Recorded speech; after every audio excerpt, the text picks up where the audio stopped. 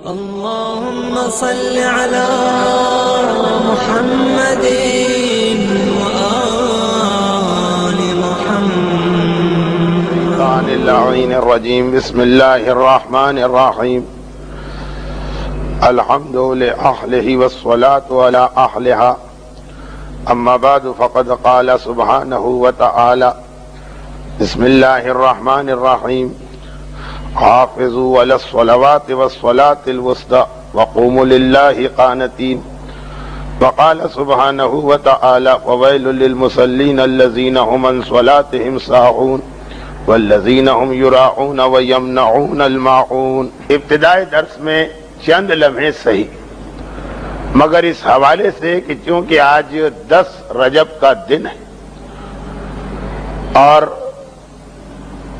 یہ وہی دن ہے کہ جس کے لیے دعائے رجب خصوصی تذکرہ آیا کہ اللہم انی اسألک بالمولودین فی رجب محمد ابن علی الثانی وابنہ علی ابن محمد المنتجب، کہ اے خدا میں تجھ سے سوال کرتا ہوں ماہ رجب میں پیدا ہونے والے ان 2 معصوموں کے حوالے سے جن میں ایک علی کے بیٹے محمد اور دوسرے انہی کے فرزند علی ابن محمد منتجب ہے. تو آج کی یہ تاریخ اس امام معصوم کی ولادت کی تاریخ ہے کہ جسے دعائے رجب میں ہمارے زمانے کے امام نے خصوصی وسیلہ بنایا بارگاہ الہی میں، اور ہمیں یہ مشق کروائی اور تربیت دلوائی کہ ماہ رجب میں جہاں تم 13 رجب کے حوالے سے مولا کو یاد کر رہے ہوگے تو فرزندان علی ان 2 اماموں کو فراموش نہ کرنا. زیادہ تفصیل میں نہیں جانا، 3 چھوٹی چھوٹی باتیں، اگرچہ مجھے معلوم ہے کہ گزشتہ درس میں بھی 3 ہی باتوں کا بیان کیا جا رہا تھا جس میں 55 منٹ لگ گئے، لیکن آج شاید 5 منٹ یا 7 منٹ. پہلی بات امام کی والدہ ماجدہ کے حوالے سے جو میں نے گزشتہ جمعے کو کہیں پر یہ عرض کیا تھا، اب میں خود بھول گیا کہ کہاں پر، کہیں پہ یہ عرض کیا تھا کہ معصومین کی امہات پر جب ہم نگاہ ڈالتے ہیں تو ہمیں اس میں پروردگار کا ایک نظام عدل نظر آتا، یعنی ساری کی ساری مائیں ایک ہی گھر اور ایک ہی خاندان سے نہیں. وہ ایک مسئلہ کہ معصوم کے والد وہ اسی نور کا ایک جز ہونا چاہیے، لیکن ماؤں کو خدا نے بکھیر کے رکھ دیا ساری دنیا میں. تو اس میں جہاں تک مجھے یاد پڑتا ہے یہیں پہ یہ بات آئی تھی، اس میں جہاں 6 مائیں سرزمین عرب سے تعلق رکھتی، البتہ عرب میں بھی مختلف انداز سے، کہ ایک ایسی ماں ہے جو خود اسی نور کا ایک جز ہے، اور 2 امام کی ماں بنی حسنین، ایک وہ ماں کہ جو خاندان بنی ہاشم سے بھی تعلق نہیں رکھتی جناب خدیجہ یا فاطمہ بنت اسد، اور ایک وہ ماں کہ جس کا تعلق اس نور سے نہیں ہے لیکن خود اہل بیت کے گھر سے، 5ویں امام کی والدہ. غرض یہ کہ میں تفصیل میں نہیں جا رہا ہوں کہ عرب کے علاقے سے 6 ماں، لیکن وہ بھی الگ الگ پہلو کے ساتھ، اور پھر باقی دنیا سے. امام زمانہ کی والدہ یورپ سے آئیں، 4تھے امام کی والدہ عجم یعنی ایران سے آئیں. دنیا کی 2 بڑی طاقتیں، رومن امپائر اور یہ پرشین امپائر، ساسانی سلطنت اور رومی سلطنت. اور اسی طرح گزشتہ جمعے کو 10ویں امام کی والدہ کا تذکرہ ہوا، سمانہ مغربیہ کہلاتی ہیں، جناب سمانہ جو مغرب یعنی مراکش کے علاقے سے آئیں. اور آج 9ویں امام کی والدہ کا تذکرہ، جن کے بارے میں 7ویں امام نے اپنی قید والے حج میں، جس سال امام کو قید کیا گیا تو قید کرنے سے پہلے جب امام حج کے لیے مدینے سے مکے جا رہے تھے اور اس وقت تک 8ویں امام کی شادی نہیں ہوئی تھی، تو 7ویں امام حج کے لیے مدینے سے مکے جا رہے ہیں اور مکے کی سرحد کے قریب ایک راوی سے ملتے ہیں، خاندان اہل بیت کا بہت قریبی راوی، اور اس سے یہ کہتے ہیں کہ اب میں واپس اپنے گھر نہیں پہنچ پاؤں گا، اس سفر حج میں مجھے گرفتار کیا جائے گا، اور پھر تفصیل بتاتے ہیں کہ کس طرح میرے بیٹے کی شادی سبیکہ سے ہوگی اور اسے میرا خصوصی سلام پہنچانا۔ تو علماء نے یہی لکھا کہ خصوصی سلام یا ہمیں رسول کا ملا جابر کے ذریعے 5ویں امام کو، یا 7ویں امام کا خصوصی سلام ملا یزید ابن سلیط نامی راوی کے ذریعے سے جناب سبیکہ خاتون کو۔ یہ سبیکہ نوبیہ کہلاتی ہے، نوبہ۔ قدیم زمانے میں اس علاقے کو کہتے تھے جو آج سوڈان ہے۔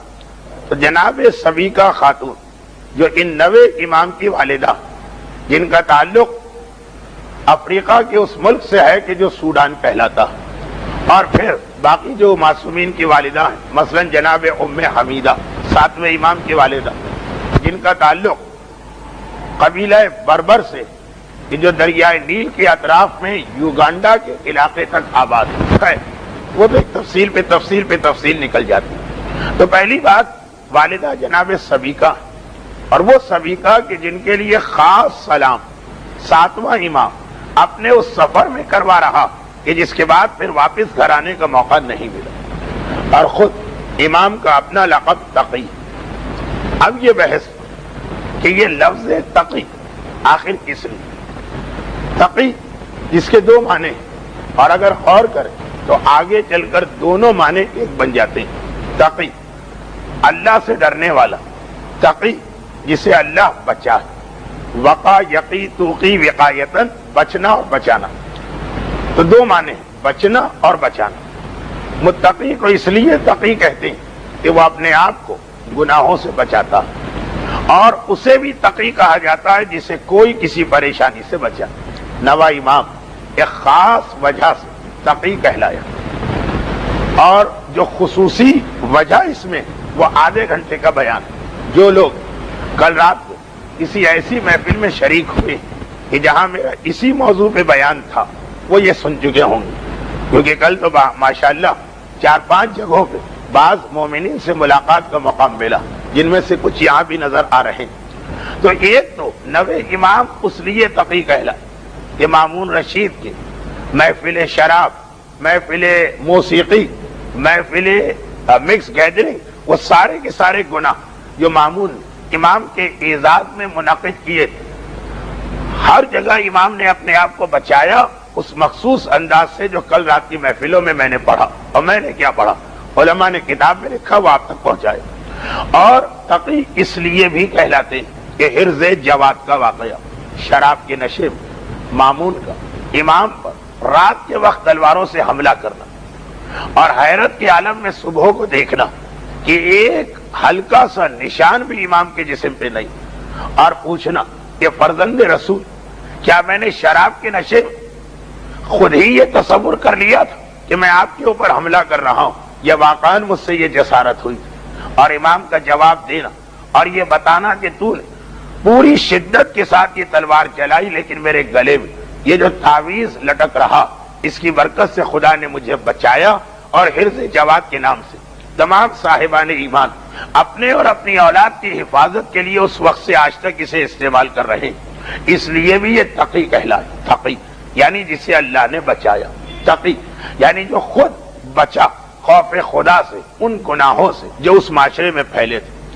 اور خاص بات جو آج مجھے بیان کرنا، اب دیکھیے یہ تقی کے حوالے سے کتنے واقعات آج بیان ہو سکتے ہیں۔ جو لوگ کل رات کو تھے انہیں پتا کہ کم سے کم 25 منٹ کا بیان فقط تقی کے پہلے معنی کے لیے ہو سکتا، لیکن چونکہ آج ہمیں سیرت امام کے تیسرے پہلو کو ذہن میں رکھ کے درس دینا، چنانچہ میں اس تفصیل میں نہیں جاتا۔ تیسرا پہلو کیا؟ تیسرا پہلو امام جیسے بردبار، امام جیسے حلیم، امام جیسے کاذب، امام جیسے اس معصوم کی سیرت کہ جو ہر جگہ اپنے غصے کو کنٹرول میں رکھتا، ایک مقام پہ جلال میں آ گئے۔ اور جلال بھی ایسا کہ اپنے سگے اور بوڑھے چچا کو ان کا دامن پکڑ کے ہٹا رہے ہیں اور کہہ رہے ہیں کہ آپ غضب خدا کو دعوت دیتے ہیں. یہ امام کی سیرت کا تیسرا پہلو اور یہیں سے ہمارا اصل مقصد شروع ہوگا، اور وہ یہ کہ میں نے بار بار یہ تاریخی مسئلہ آپ کے سامنے پیش کیا، خصوصیت کے ساتھ جب گزشتہ سالوں مراجع کا انتقال ہوا کہ ہم اور آپ بہت جلد پریشان ہو جاتے ہیں اور ہتھیار ڈال دیتے ہیں. ایک مرجع کا نام اگر ہمیں صحیح طور پہ پتہ نہ چل رہا ہو اور ہم سوچتے ہیں کہ آخر یہ کیسا دین ہے کہ ہمارے اعمال تک رک جاتے ہیں، لیکن مرجعیت تو کوئی مسئلہ نہیں. تاریخ بتاتی کہ ہر امام کی شہادت کے بعد اس دور کے شیعوں کے لیے سب سے بڑا مسئلہ یہ رہا کہ ان کے بعد اگلا امام کون. اور امامت تو وہ چیز ہے کہ جس میں اندازے کی غلطی بھی انسان کی آخرت کو تباہ کر دیتی ہے. مرجعیت میں اندازے کی غلطی آپ کی آخرت کو تباہ نہیں کرے گی. آپ نے دیانتداری سے کوشش کی اور غلط مرجع تک پہنچ گئے، آپ عند اللہ عذاب سے محفوظ و معمون. لیکن امامت میں یہ نہیں چلتا، اور ہر دور کے شیعوں امامت کے حوالے سے یہ مسئلہ پیش آیا. چنانچہ 8ویں امام کی شہادت کے بعد بھی یہ مسئلہ اٹھا. اور پھر ایک ضمنی بات، وہ امام کہ جن کی شہادت مرکز سے دور ہوئی وہاں یہ مسئلہ زیادہ شدت سے اٹھتا تھا. 7ویں امام بغداد کے قید خانے میں شہید کیے گئے، مرکز تشیع ہے مدینہ. یہاں پتہ نہیں چل رہا کہ ان کے بعد امام کون. 8ویں امام توس یا مرو میں شہید کیے گئے، مرکز تشیع ہے مدینہ. یہاں پتہ نہیں چل رہا کہ ان کے بعد امام کون. تو بڑی پریشانیاں ہوتی تھی اس زمانے کے صاحبان ایمان کو.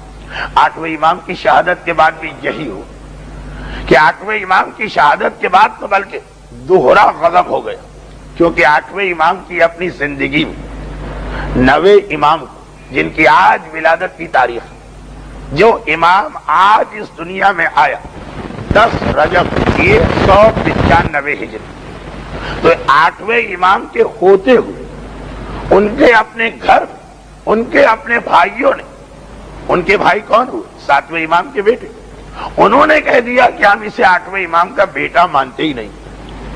اور ایک عجیب بات، 8ویں امام کی والدہ جن کا تعلق افریقہ کے ملک سوڈان سے، جناب سبیکہ، لیکن یہ تو ہوئی ان کی جغرافیائی نسبت. ان کا تعلق جناب ماریہ قبطیہ کے خاندان سے، خاندان کے اعتبار سے ماریہ کے خاندان، اور علاقے کے اعتبار سے سوڈان میں. ماریہ کون؟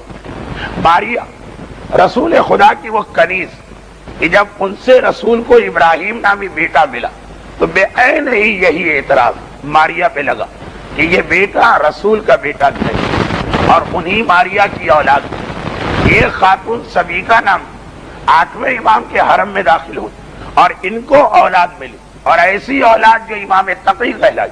اور اعتراض یہ کیا گیا کہ ہم انہیں 8ویں امام کا بیٹا نہیں مانتے. اور اسی لیے 8ویں امام نے ایک مرتبہ یہ فرمایا تھا کہ میرا بیٹا مسیل عیسیٰ، یعنی جو اعتراضات عیسیٰ کے حوالے سے تاریخ میں آتے وہ میرے اس بیٹے پہ لگیں گے. عیسیٰ کے حوالے سے پہلا اعتراض یہ کہ یہ اتنا کم سے نبی کیسے بن سکتا. 9ویں امام پر یہی اعتراض، اتنا چھوٹا امام کیسے بن سکتا. عیسیٰ کے حوالے سے دوسرا اعتراض ان کی ماں مریم، لقد جئتک شیئا فریا، قرآن کہتا کہ قوم کہہ رہی کہ اے مریم تم ایک گناہ والی چیز کو اٹھا کے لے آئی ہو. بے عین یہی اعتراض جناب سبیکہ نوبیہ پر. تو وہ سارے واقعات کی مشابہت. تو 9ویں امام کی امامت تو ڈبل مسئلہ ہو گیا. ایک تو ویسے ہی جو امام شہر سے باہر شہید ہو، اس کے بعد امام کون، اس میں اعتراض.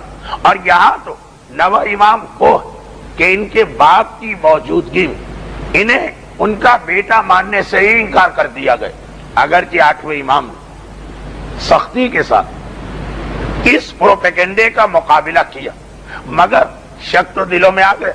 اور چونکہ بات خاندان کی تھی تو امام نے اس مسئلے کو خاندان تک رکھا. لیکن باہر تو یہ بات پھیلتی چلی گئی اور لوگ اس لیے بھی سوچ میں پڑ گئے کہ یہ الزام یزید نہیں لگا رہا، یہ الزام ابو لہب نہیں لگا رہا، ارے یہ الزام تو 8ویں امام کے اپنے بھائی لگا رہے ہیں، کچھ تو حقیقت ہوگی، کوئی تو بات ہوگی۔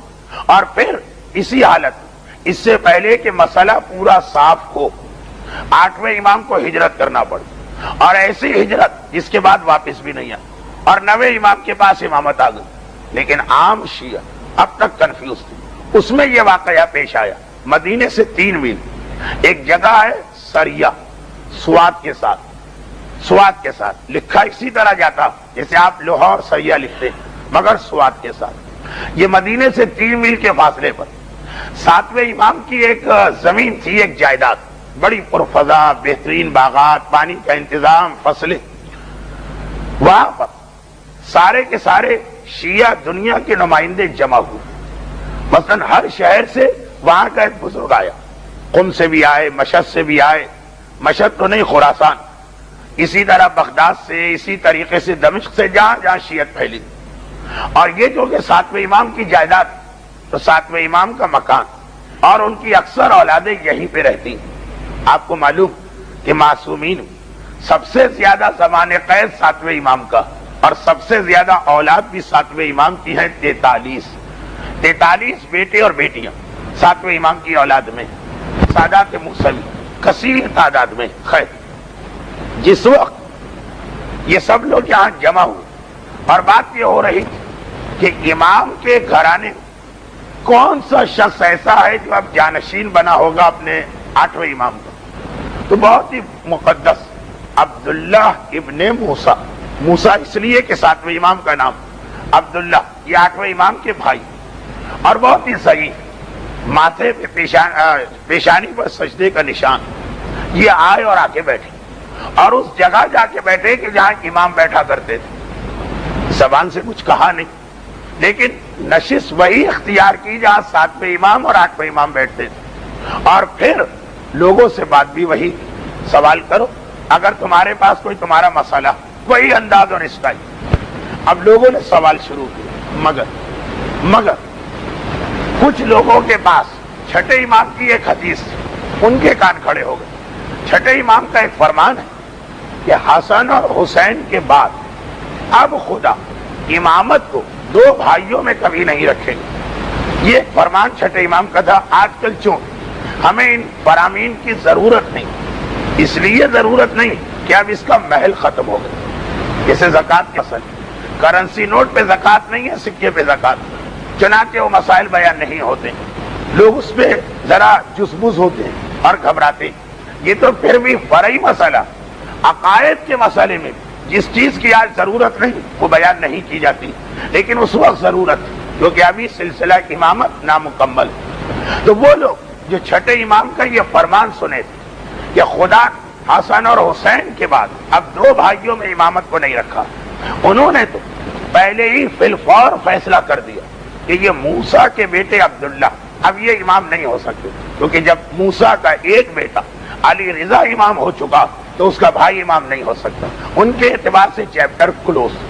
لیکن ہر حدیث ہر آدمی نے اس وقت بھی نہیں سنی، باقی لوگ متوجہ ہوئے، اور کسی نے ایک سوال ایسا کر لیا کہ اگر اس درس میں بچے نہ ہوتے تو میں یہ تفصیلی سوال پڑھ کے بھی سناتا۔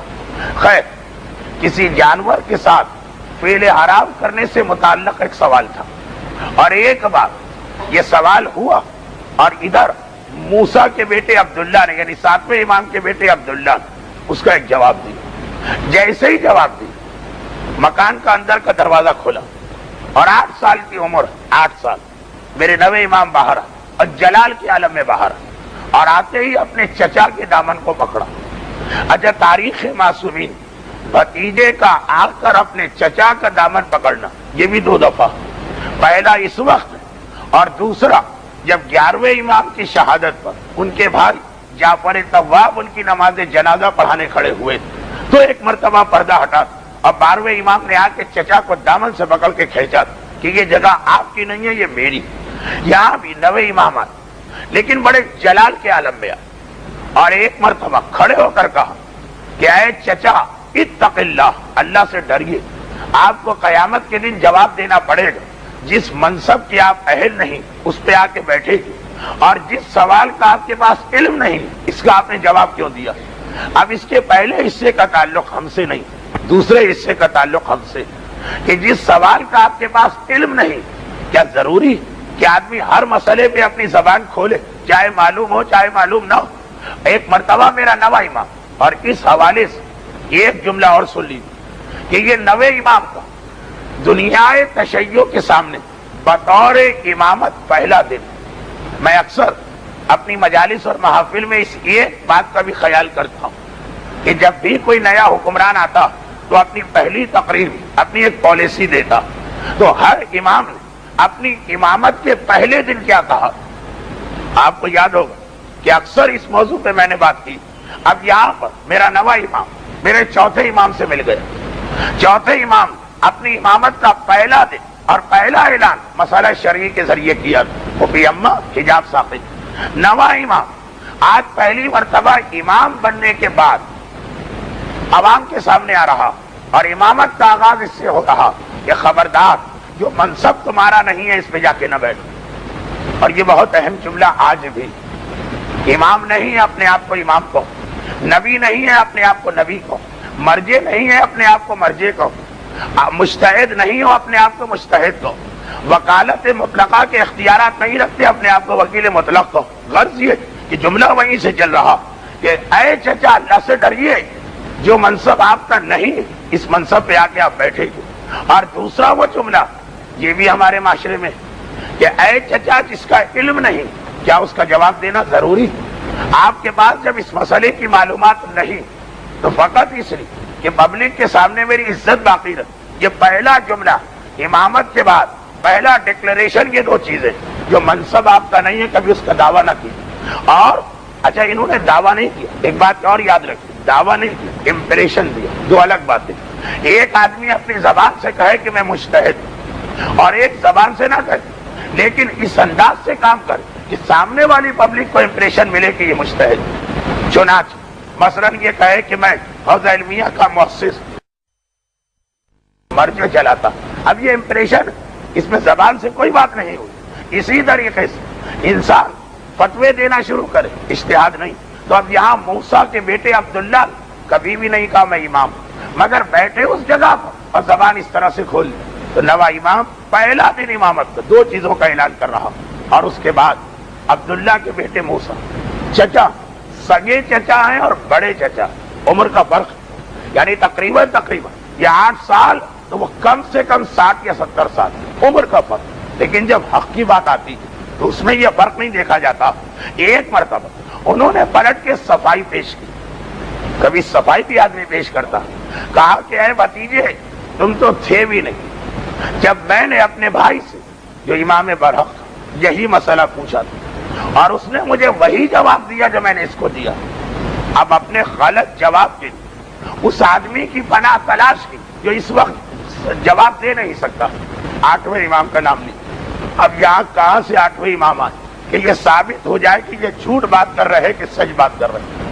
کہا میں نے تو خود اپنے 8ویں امام سے یہ مسئلہ پوچھا تھا، یعنی ان کے بھائی 8ویں امام، انہوں نے یہ جواب دیا۔ اور کوئی شخص ہو چپ ہو جاتا، لیکن جو کہ نواں امام اور امام ان چیزوں کے بارے میں غیب کا علم رکھتا، کہا چچا اگرچہ میں اس وقت پیدا نہیں ہوا لیکن مجھے یہ بھی معلوم کہ آپ نے کیا مسئلہ پوچھا تھا، اور یہ بھی معلوم کہ میرے بابا نے کیا جواب دیا تھا۔ یہ نواں امام امامت کے پہلے دن کا آغاز ایک معجزے سے کر رہا۔ مجھے معلوم کہ میرے بابا سے کیا سوال پوچھا گیا اور انہوں نے کیا جواب دیا۔ یقیناً میرے بابا نے وہی جواب دیا جو آپ نے دیا، پھر تو بات ختم ہو۔ میرے بابا نے وہی جواب دیا جو آپ نے دیا، جواب بالکل صحیح مگر سوال الگ تھا۔ اسی لیے جب کبھی بھی کوئی شخص آ کے کہتا کہ ہم نے فلاں مجتہد سے پوچھا انہوں نے کہا یہ چیز جائز، تو اور میرے پاس تحریر، ہم یہی کہتے ہیں جواب نہیں دکھائیے، پہلے سوال دکھائیے آپ نے پوچھا کیا۔ جواب تو ایک جیسا ہو سکتا، دار و مدار آپ کے سوال پر۔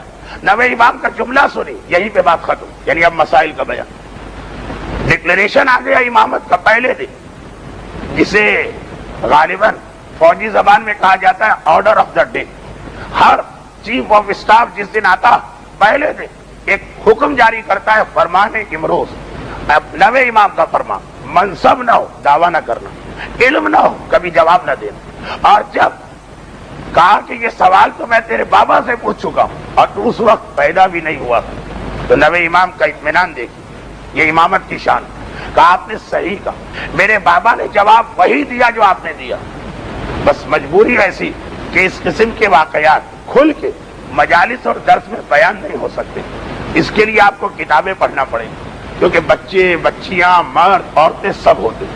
कहा कि जवाब एक है, सवाल अलग था। आपसे सवाल पूछा गया जानवर के साथ, अगर कोई वो जुल्म करे, और मेरे बाबा से सवाल पूछा गया कि अगर कोई कब्र खोद कर किसी औरत की मैयत को निकाले और जुल्म करे। अलग अलग सवाल, जानवर का सवाल अलग है और मोमिना औरत का सवाल अलग।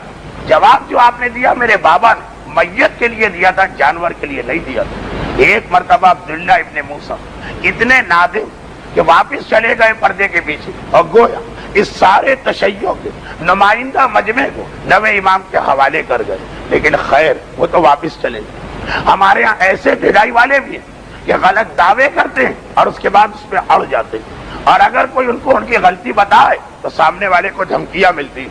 अब्दुल्ला इब्ने मूसा ने कोई धमकी नहीं दी, शर्मिंदगी के साथ चले गए। इस एतबार से हमें फिर भी ये गनीमत लगी।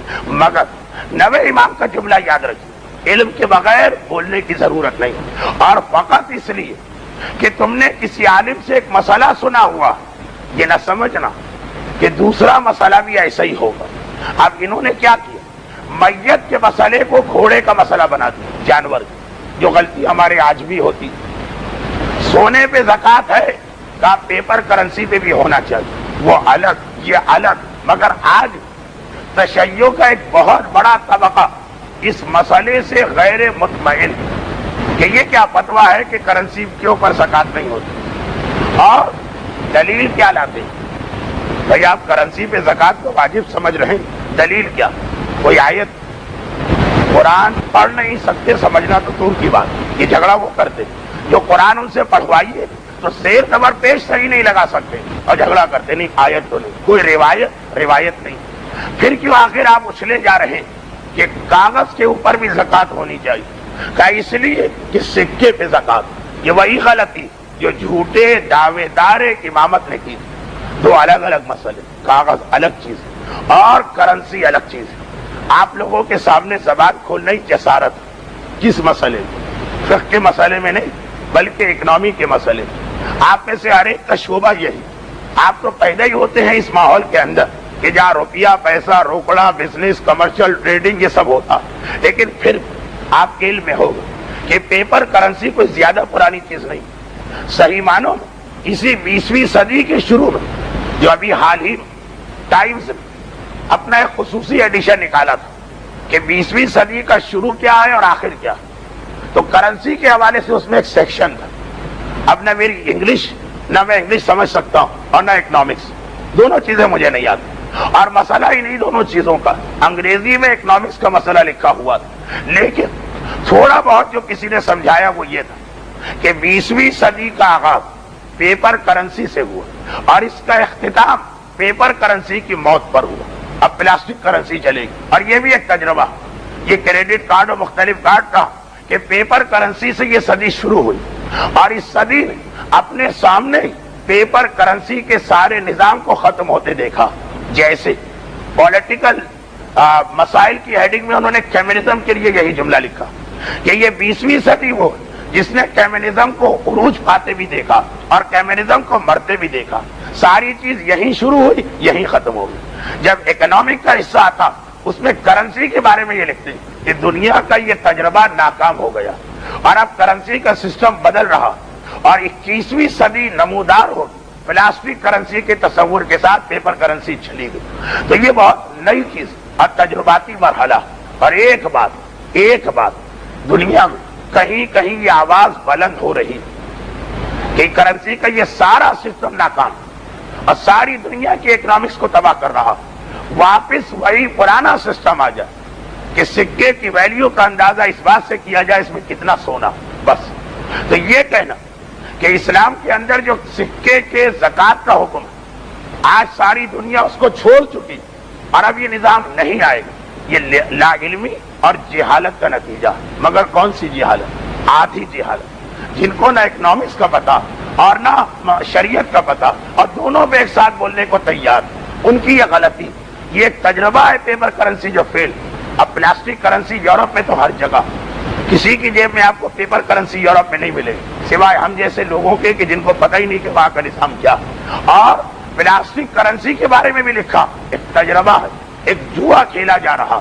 اب دیکھیں اس کا کیا نتیجہ نکلتا، تو کوئی تعجب نہیں ایک مرتبہ گھوم 100-150 سال کے بعد دوبارہ وہ سکے کا نظام آ جائے، لیکن وہ نظام آئے کہ نہ آئے، یہ بحث خود یہ بتا رہی کہ سکے والی کرنسی کے اثرات معاشرے میں کچھ اور ہوتے ہیں اور نوٹ کے اثرات معاشرے میں کچھ اور ہوتے ہیں۔ یہ ساری اکنامیکل خرابیاں، خصوصاً انفلیشن یا افراط زر، اس کی ذمہ داری پیپر کرنسی میں ڈالی جا رہی ہے۔ جس ملک کا دل چاہتا ہے دھڑا دھڑ نوٹ چھاپ لیتا، اگر سونے کے بنے ہوئے سکے ہو یہ کبھی بھی کنٹرول سے باہر نہیں ہوگا۔ آج کو اب میں یہ نہیں کہہ رہا، پھر دوہرا کہ دوبارہ یہ سکہ آئے گا کہ نہیں آئے گا، لیکن آج یہ بحث بتا رہی کہ پیپر کرنسی اور سکے میں ضرور کوئی فرق ہے، دونوں الگ الگ چیزیں، یہی شریعت مطہرہ کہہ رہی ہے، الگ چیزیں، اور ایک کا مسئلہ دوسرے پہ نہیں آئے گا۔ ایک اور بات سن لیجیے، ایک اور بات، اور وہ یہی بحث نماز جمعہ میں چھیڑ دی جاتی ہے۔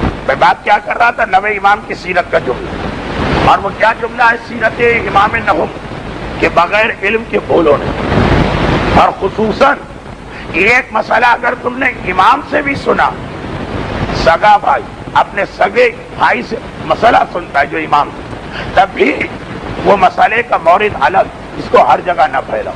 چنانچہ میں نے مثال زکوٰۃ کی، اب آئیے مثال نماز جمعہ کی۔ مگر نماز جمعہ کی مثال الگ سے کیوں؟ اپنا موضوع شروع کر دیں، اس موضوع کے بیچ میں جہاں لفظ جمعہ رہا وہاں پہ یہ مثال کیوں نہ دی؟ خلاصہ یہ نکلا کہ ہمارے نوے امام نے ارشاد فرمایا کہ میری امامت کا آغاز اس حقیقت سے ہے کہ مسئلہ جب پوچھنا ہے جاننے والے سے پوچھنا، اور اندازوں سے کبھی کام نہ چلاؤ۔ اللہ جل اللہ جل یا مولا، اللہ جل اللہ جل اللہ جل اللہ جل اللہ جل اللہ جل اللہ جل اللہ جل یا صاحب السماء، اللہ جل اللہ جل اللہ جل